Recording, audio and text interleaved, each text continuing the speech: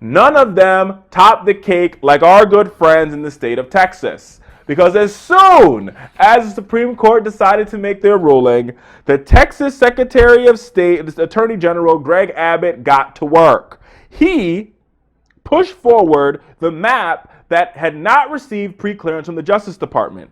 Now let's talk about that map, America. Let's talk about how horrible and how regressive that map is to minorities and seniors and young people in the state of Texas.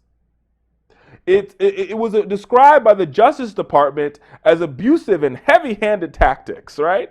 It was substantially surgery in the state of Texas. What they did was they cut off representatives' offices from their strong fundraising bases, right? In the meanwhile, back at the ranch on the conservative side, they then drew their maps that included certain country clubs and certain yacht clubs and certain areas where affluent Caucasians lived, so they can increase the the fundraising base for those white elected officials. This is the map they want to put back into place. 2 hours after the Supreme Court made their ruling, this is what happened in Texas. They immediately pushed this through. They already are advancing voter ID laws. You see where I'm going with this? Do you see where I'm going with this? Listen, let me tell you what this law wants to do, because I want to be clear with you. And I'm going to read it so you know.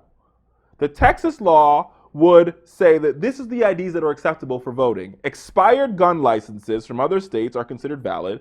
Social security cards and student IDs are not. So if you owned a gun 10 years ago, that is a valid ID for you to bring to the polls. But your social security card, which is your identification and the number that you use to get all of your federal benefits and your state benefits, that cannot be used. Nor can your student identification card that is current.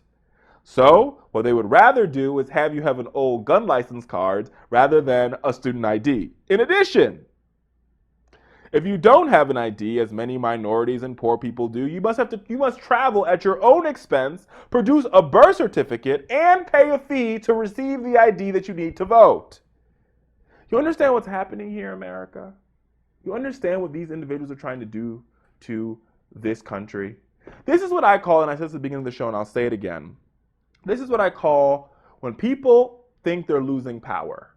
When power is ceding from the oligarch. Or when power is ceding from those privileged white men who've always had power in this country. They do anything in their power to continue to hold that power. And that is exactly what's happening here.